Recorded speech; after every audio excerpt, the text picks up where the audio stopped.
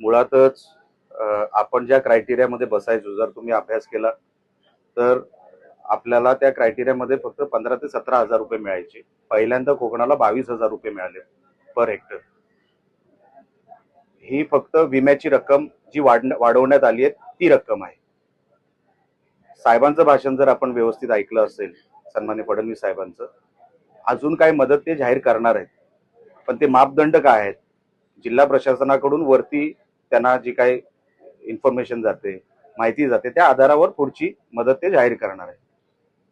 आपलं जेवढं क्षेत्र आहे आणि जेवढे आपले महसूल सर्कल आहेत त्यापैकी 80% ह्या विम्याची रकमेतून आपण ती कव्हर करतोय. जी राहते ती उर्वरित जी आपण पॅकेजच्या स्वरूपामध्ये आणतोय त्याच्यामध्ये कव्हर होणार.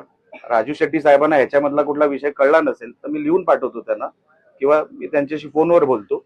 पण असं कुठेही नाही. आम्ही स्थानिक आमच्याही काही मतदारसंघामध्ये किंवा जिल्ह्यामध्ये शेतकरी संपर्कात आहेत, ते समाधानी आहेत. आणि अजून जे काही वाढीव आम्ही सरकारकडे मागितलंय ते आता काही दिवसात आपल्याला जाहीर होईल. राजू शेट्टीने एक आरोप केलाय, नारायणराणे जेव्हा विरोधी पक्षनेते होते त्यावेळी ते शेतकऱ्यांच्या प्रश्नांची भांडायचे, मात्र आताचे लोकप्रतिनिधी कमी पडतात असं एक त्यांनी आरोप केला आणि वर्षा बंगल्यावर धडक देण्याचा त्यांनी निर्णय घेतला.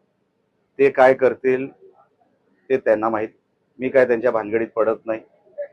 मुळातच त्यांना सिंधुदुर्गात यावं लागलं, आंदोलन करावं लागलं म्हणजे इथे विरोधक किती दुबळे झालेले आहेत, इथे काही किंमतच संपलेली आहे विरोधकांची, असा ह्याच्यातून निष्पन्न निघतो.